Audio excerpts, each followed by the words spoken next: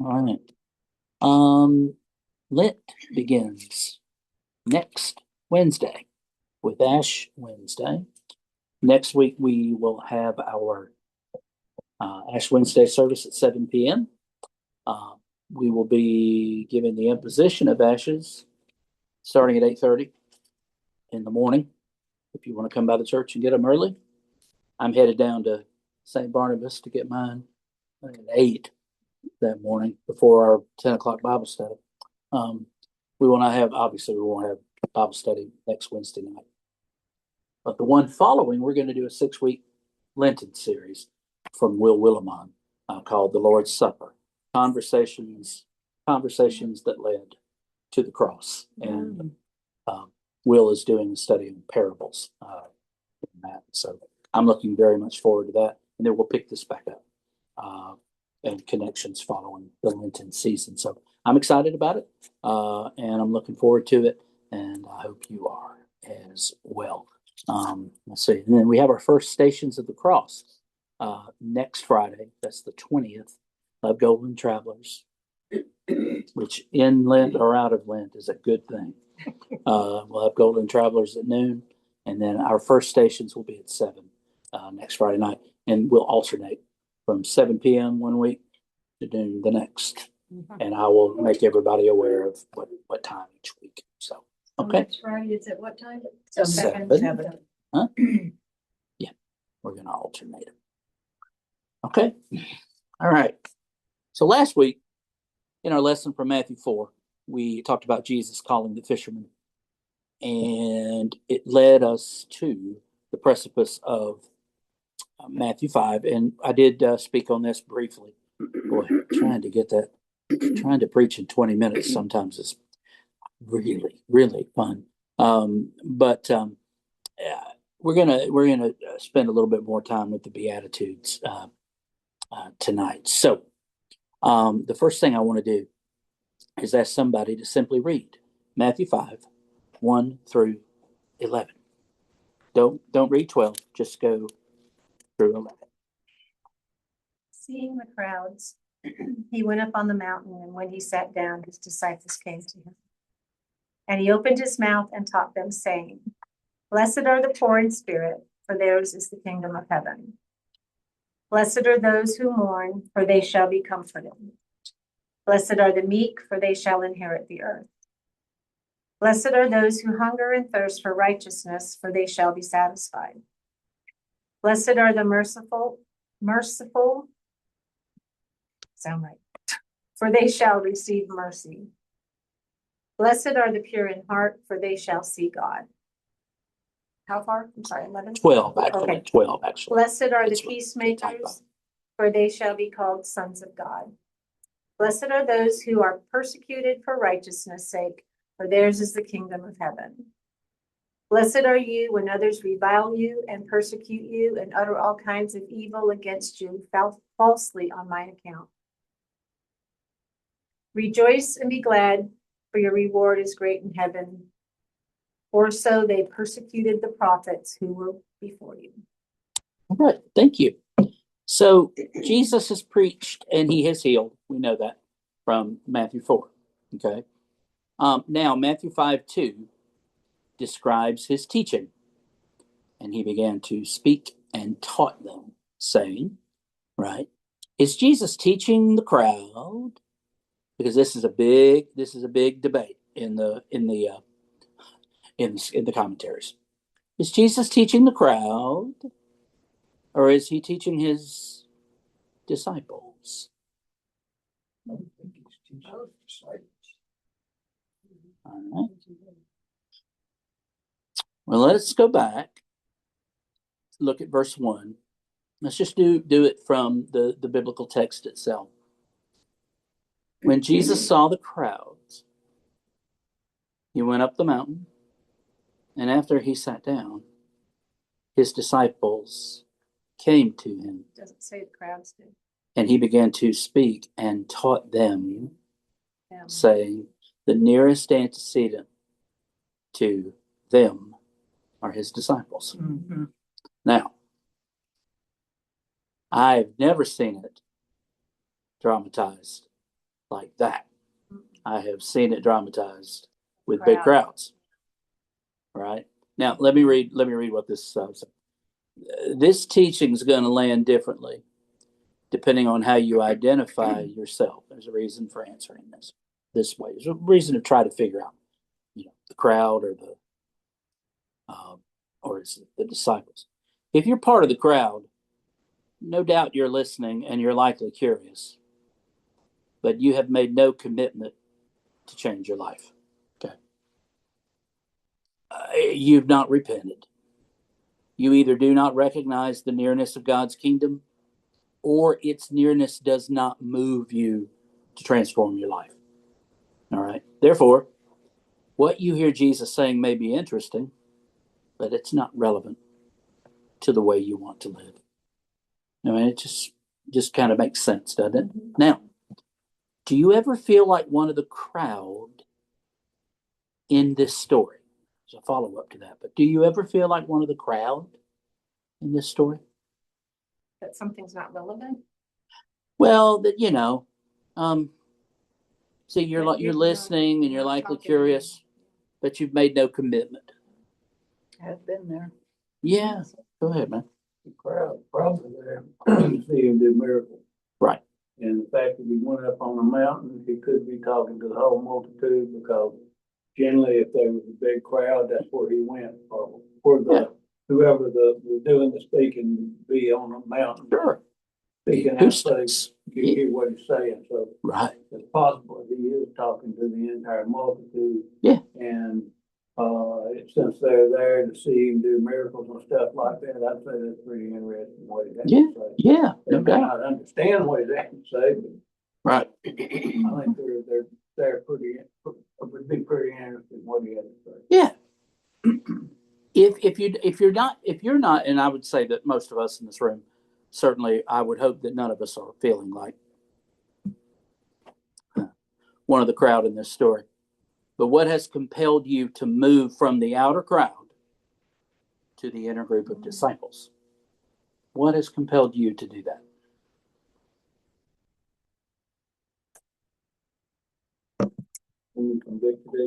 Okay. Yeah. Okay. Once upon a time, I was sitting in that back of the pews, like the very back rows.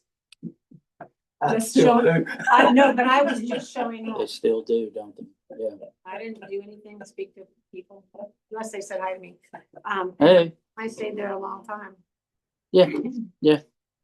Yeah. But then I was convicted That's what he said. That's right. Yeah. to walk up front, sit somewhere else, do something in this church. And it was Vacation Bible School, what I did first time. And the women's. I'm group, sorry. And the women's group. I mean, I didn't do it, I helped. Right. And then the women's group. There you go. Foot in the door. That's right. Yeah. One of those long-winded preachers that wouldn't let you go until at least somebody came back. I've been in those services, bro. Preacher preached here, and he was a guest during that time. We were between ministers. Right. And he was also a preacher in Valdosta when we lived there. Uh-oh. And Ed and I were not fans. Uh-oh. And he was very rude to us. We didn't fit the crowd in that church. Mm. Oh, yeah. And when I walked in, I sat down and I looked at Melissa and I go, tell me that's not him. After all those years, I still remembered the feeling, Oh, wow. you know, Yeah. it was him. All right. He didn't remember. Well, let's take it away from the crowd now, and then say, if you identify as a disciple in this story, obviously your life has already been changed. You said yes when Jesus called you, like the fisherman did the week before. You said yes when Jesus called you to live a completely new kind of life, and now you hear Jesus describe the new life that you have decided to live. Now, again, remember, these are hallmarks. These are, I have to say this over and over again, not stipulations. It's not good. It's not a good sermon when the preacher stands up and says, all right, everybody, we need to mourn. So come on, let's mourn, everybody. Let's mourn. That's really not going to get it done, But imagine what the brand new disciples might have thought as Jesus taught them this first lesson? What would you have wondered? And what would you have wanted to ask Jesus just based on the Beatitudes? I would have said, why are you telling me that? Do you expect that from me? What does But they that just- mean? What does that mean for us? That's what I would say. Yeah, right. Wait a minute. What does that mean? Yeah, I mean, because the reality of the world that they lived in, everything he just said was upside down. Everything. So are you telling, because they just said yes. Yeah. You know, in Matthew's gospel, he just comes along and says, hey, follow me, you know, and they say, okay. I mean, that's how it's presented. And they follow him, you know. Then we don't have any of the fish story and go away from me, Lord, I'm a sinful man. We don't have Andrew coming and grabbing Peter and saying, we found the Messiah. He's from Nazareth. Where? You know, what? You know, we don't have any of that. We just have them going. So right out the gate, Jesus gives these totally upside down questions. Are you meaning this is what you want from us? That this is how we're supposed to be? And then the next thing I would ask is, how in the world are we going to do that? Wouldn't you? Yeah. I mean, Yeah. And I think that we all fit into each one of the blessed categories Yeah. at different times. sure, It isn't a, sure. you Yeah. know, once you are everything.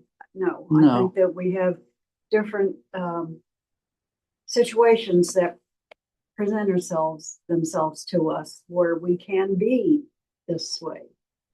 Well, I can say that, like the disciples, first time you read this, or the 100th time even, what does it mean? What does it mean to be poor in spirit? Well, that's what I'm going to ask. You know, I've read about it and I've learned it, but back then, No. didn't understand a clue. Oh, no. clue. What are you saying?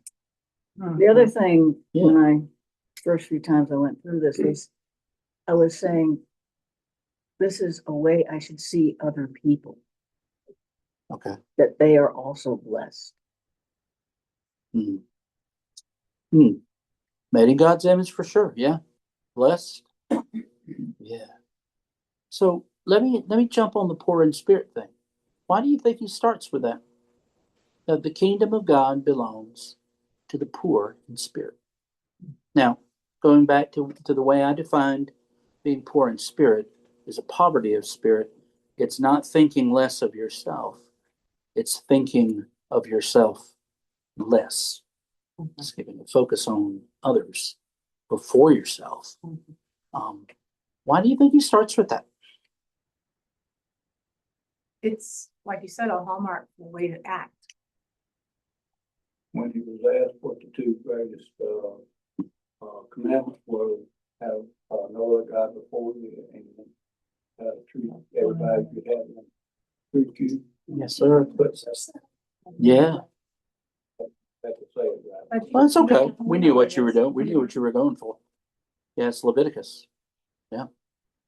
The most misunderstood So book. that really Powerful would book. be an important number one. It I really, think that probably back then, just like today, people thought of themselves first. of course. And Yes. then, you know, if I have anything left over, That's right. I mean, Well, that's the let's face it. majority of the way people Yeah. think. That's Yeah. what Adam and Eve did. That's what Cain did. Thought of himself first. Mhm. Yeah, it's good. So if Jesus is talking primarily to the fishermen, you know, we're narrowing it down. We got the crowd, disciples, but let's just say he's just talking to Andrew and Simon and James and John. If he's talking primarily to the fishermen, he just called to follow him. They are likely worn out. Their labor keeps them alive until the next day when they must do it all again. If the crowd is listening to Jesus teach, their circumstances are likely not much better. Jesus' hearers have poor spirits in common. So right at the start, Jesus tells them that this new thing God is doing, it belongs to them. Now, can you think of people who are poor in spirit today? Mhm. Who do we think of? Who do we think of?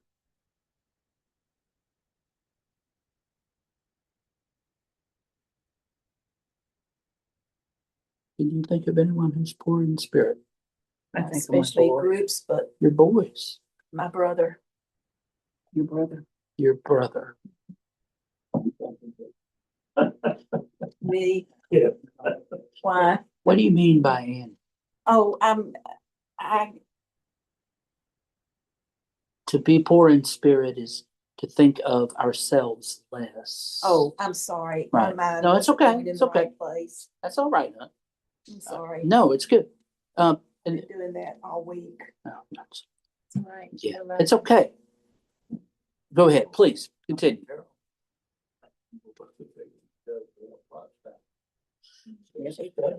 Yeah, I try to shake her out of that every once in a while. Look out for yourself. Well, yeah, Nobody else is. every once in a while, yeah. But to be clear, let me read this. There's a little commentary here from the notes here. To be clear, the poor in spirit are not blessed because they are poor in spirit. They are blessed because the kingdom is theirs. Theirs is the kingdom of God. They are blessed. Poverty, as much as any other observable reality, makes the sickness of creation visible to God.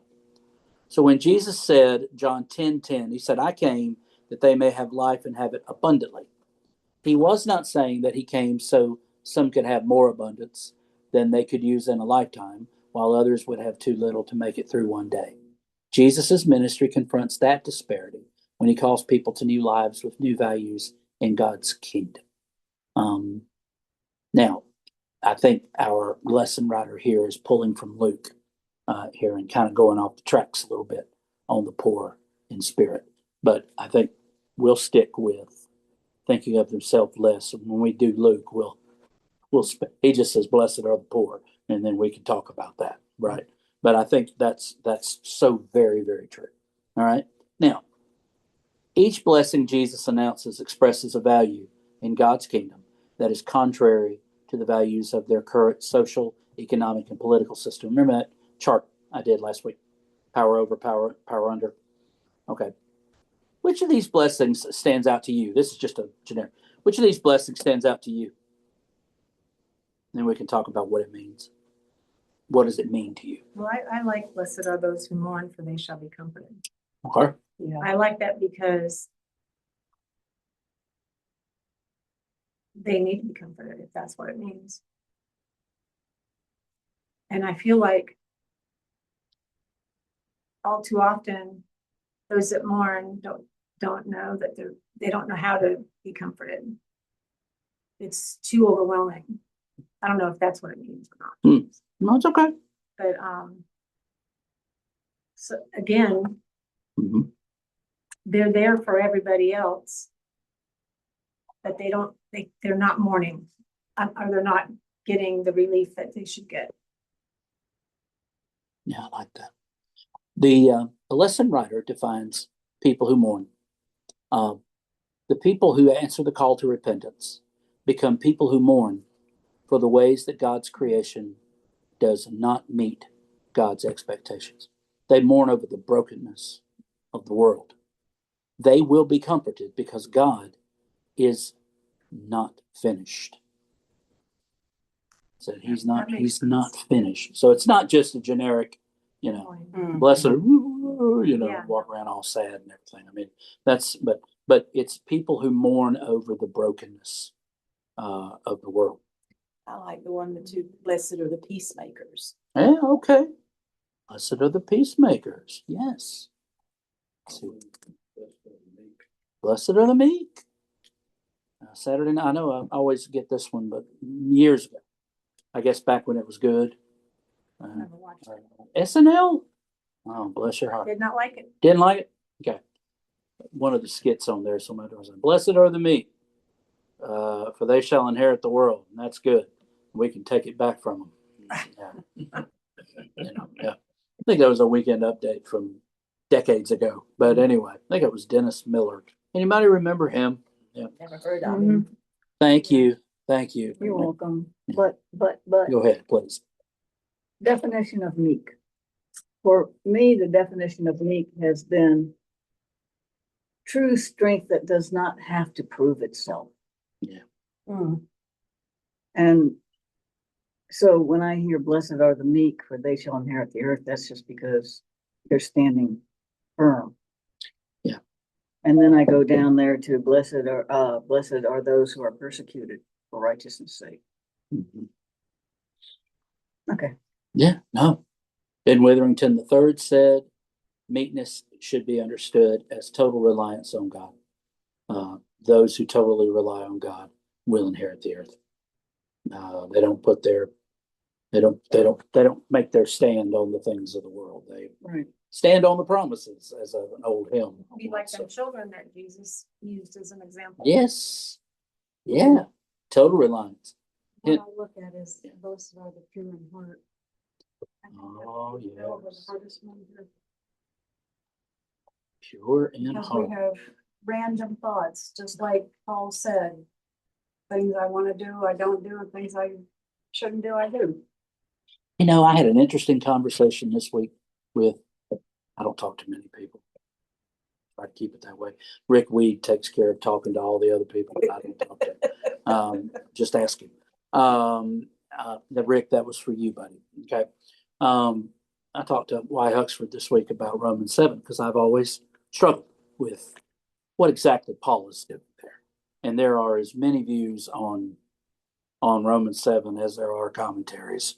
But when I was talking to Huxford, there's very thing, the things I don't want to do, I do. Because, is this Paul before he became a Christian? Is this Paul's current struggle? Is it hypothetical, hyperbolic Adam?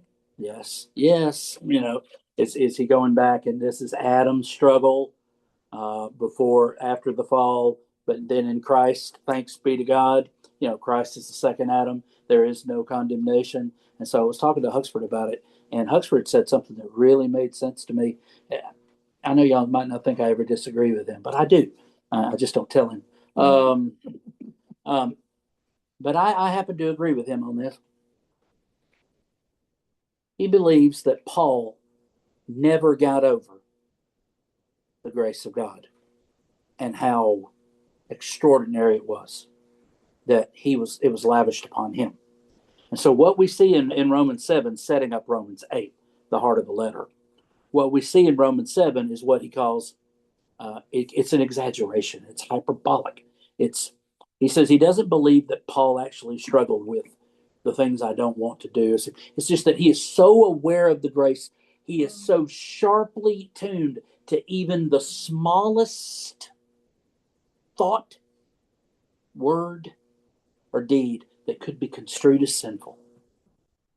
That this hyperbolic, the things I don't want to do, it's not that he believes that he's going out and, doing whatever. And then, it's that. So Vince Gill said, they come and see me and sin on Saturday night and Amy saves them on Sunday morning.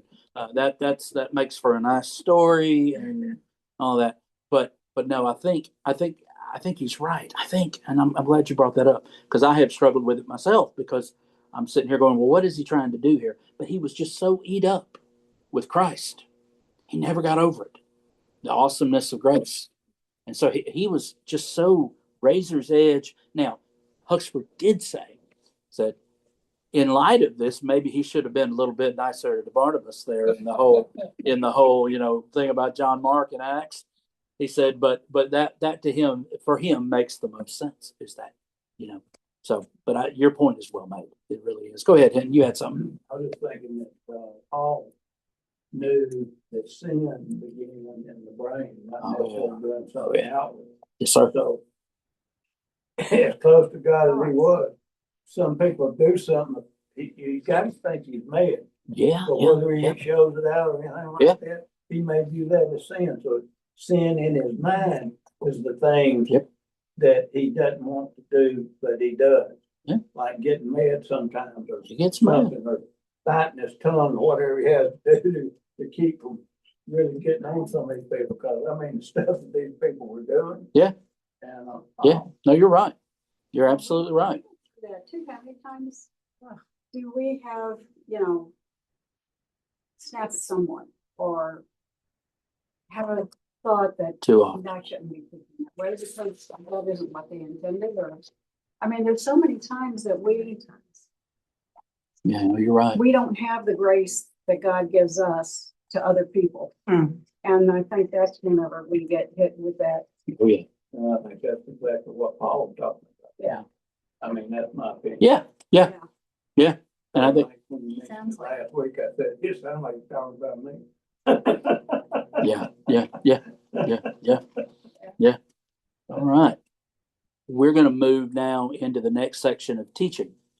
Just these few verses. We've got a few minutes. We've been discussing, the Sermon on the Mount. We're talking about the Beatitudes or blessings that define the transformative values held by those who live in God's kingdom. Now, we start this part of the lesson with a question here. What are some values that those who live in our community agree on? What are some values that those who live in our community agree on? Not just the church, but just that we agree on. There's got to be something. Crime is bad. Okay, yes, it is. Okay, All right, yeah. yes. Crime is bad. that's a good one. Very bad. Bad, bad, bad. Yeah. Crime is bad. I think most people would agree that there are a lot of hungry people out there, Yes. Yeah. And homeless. homeless Yeah, there are. and hungry. They are. Mhm. How about our church? What are some values that those who live in our church, those in our church agree on? What do we agree about? The values. I don't know that so much in this church, but some churches, you gotta look like me, you gotta dress like me, you gotta have money like I have, you gotta have a car like I have to be accepted in the congregation. I don't think we have that. We don't have that. Yeah, I think we agree in inclusivity. Dan does, but not the rest of us. You got that right. There you go. What did I just agree to? I don't know. Okay. If it came out of my mouth, probably I not think good. we have opinions about some of the things that happen. Yeah. That Well, I'm stuck on the word values. Yeah, what values? Yeah, I'm stuck on that word. okay. What does that mean? Well, what does values mean? I'm stuck on defining that in my head. things we hold dear. Okay. Okay, so it's not something like Do we statement. believe in the value of every human life? Yes, Absolutely. There you go. yes. But I was just trying to, in my Right. head, No, it's okay. It's good. stamp my values. We believe know, that there's we no believe one that word. every human being is made in the Yeah. image of God. Okay. All right. The next one is in our nation. I'm going to just go right down to the next question and move along because I'm going to be honest. We don't agree on much. That's true. We don't. It's very true. I mean, just in general. Just in general. Very true. Was speaking this morning to the morning Bible study. I read a great article about the church, the hollowing out of the church. Great book. And the main line is where that's happening. And the mainline churches like us, United Methodists, Episcopal, Presbyterian Church USA, United Methodist. And we're here in the middle. Okay. Now the pews, and statistics back this up. The pews in mainline churches, everybody thinks mainline churches are all liberal. Now it's true with the clergy, but in the pews, they're the moderates. There are just as many who lean left theologically and politically, just as many lean right theologically and politically. Overall, you're going to have the middle. What has happened is the extremes have become where you need to be. And so what has happened is people are leaving the moderate churches, the mainline churches, and they are going into the fundamentalist churches on either side. Because you can be a liberal fundamentalist and you can be a conservative on those. So that's what's happening in America in the church. The middle is hollowing out. Moderate churches are places where we can agree to disagree on things, or ideally. Ideally, we should be able to. But that is no longer, we're not cool. It reminds me of the Bee Gees. Seriously, this is a good analogy. There was not another band, I don't care who you were listening to, I don't care, from 1977 to 1979 in the United States of America, there was not a band more popular on this planet than the Bee Gees. Radio stations had Bee Gee free weekends. Baseball teams had bring your disco records and we're going to burn them on the field. And there was just this ravaging. And the Bee Gees were just that they were the cool band, period. I mean, I know the rock guys like John are making fun of them and all that, and all that, and they were just laughing all the way to the bank. But then all of a sudden, 2 years later in 1981, you couldn't get anybody to buy a Bee Gees album. And for 16 long years, they went into nothingness. That's what's happening in the middle with the mainline churches. We're going into nothingness because this is not where you're not going to make a difference here. You're going to make a difference here. And that's what has happened. And I'm not saying that's right or I'm just saying that's the way it is. It's a great book. And I've been reading Scott McKnight's reviews of it, and we may read it one day. I mean, it's good stuff. But the reason I'm asking about these values is because Jesus is teaching about the transformative values held by those who live in God's kingdom. Blessed are those who are peacemakers. Blessed are those who hunger and thirst for righteousness. Blessed are the meek. Blessed are those who mourn. All these values. And they show the world who we are. They show the world who we are. Conversely, some other values that the church takes on also show the world who we can be sometimes. And it's a bad picture. It can be a bad picture. So tonight, in the next few minutes, before the clock strikes Brian, we're going to hear Jesus continuing to teach his followers how those values should impact the way they live. His teaching is not just an intellectual exercise. Jesus' words are meant to be embodied. He's not delivering a religious lecture to impress people with his knowledge. He is orienting them to daily life in God's kingdom. I'm going to ask one question, and then we're going to read just 4 verses. Have you ever noticed a time when your faith life was mostly intellectual, but not necessarily lived out? Oh, yes. Yeah, I think I taught Sunday school. Gosh, so far back it was. She used an overhead projector. That's how far back it was. Yeah. That's what Huxford used. That's what Huxford used. When I first went, What was her name? he would write. Her son, What's that? the young lady that passed from cancer. Trina. Trina. Yeah. So it was Ben. before then. Oh, wow. That's a long time ago. That was. Yeah. And we used to take turns in the Sunday school class because Trina couldn't teach. Oh, wow. Yeah. And it had become an intellectual exercise, basically. That's all it was. That's all it was. Yeah. Yeah. Bring what you know. When I was in seminary, it became like that. Well, for obvious reasons, but It was for me because I wasn't at a place where it meant anything. Yeah. I was filling in a gap. Why do you, here's a good one. Here's a good follow-up. Why do you think we might sometimes prefer an academic faith to an embodied faith? Because of things that we have to do. An academic faith. I can go hide in my ivory tower right here. Story. I can go sit in my ivory tower up here and look down upon you congregants. Yeah, and So much more foreign spirit. well, right, I know, right? That's right. But boy, it just pours out of me, though, doesn't it? Yeah, Absolutely. something does. But anyway, I think that's it. Because if we embody our faith, well, that's where the rubber meets the road, isn't it? Yeah. It's not so much what you know; It's what you do with what you Mhm. know. Yeah. And who you do it for. Yeah. And so let's read what Jesus says right here about his followers. 13 through 16. Somebody read that. Just those verses.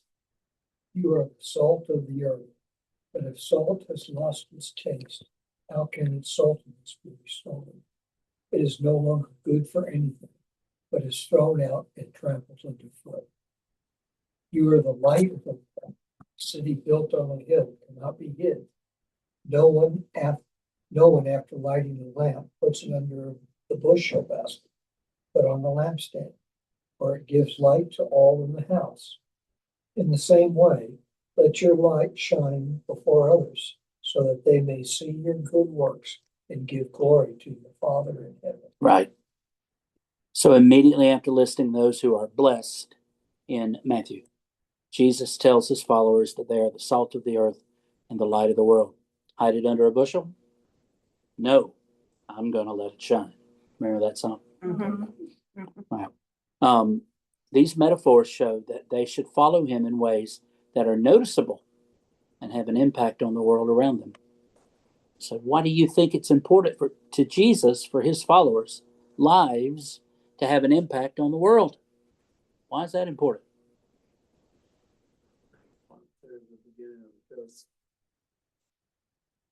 How will they know? How will the world know? I always think of the story of the woman at the well. Everybody gets hung up on the fact of whether she was a loose woman or not. And Satan goes, How did you know? y'all focus on that. Don't pay attention to the fact that she went out there to get water. And then by the time Jesus was through with her, she had left her water jar there and ran back into town with the news. Grateful Dead ripple. Yeah. Yeah. So, yeah, how are they going to know unless somebody tells them, unless somebody shows them Christ's Shows love? Yeah. I think it shows. And the telling is good too. You know, here's, I'd rather see a sermon than hear one. Well, okay, whatever. But I'd rather hear them and see them. Right. I really would. And No. verse 13. Go ahead, bud. Yep. Still bothers me some. Yeah. What's up? If the salt has lost its taste, how can saltiness be restored? Salty again. So if you're going through life and you feel that you've lost your taste, Yeah. are you done? It's a good question. I can read you this and then think about that. Go ahead, Hinton. Yeah. Oh my God. So we had a trample you underfoot? And, I had to step myself in the family, so Yes. come back, but like I said, at one point I did, I felt like I was coming back on the complete. I mean, I felt totally dead inside. Wow. Wow.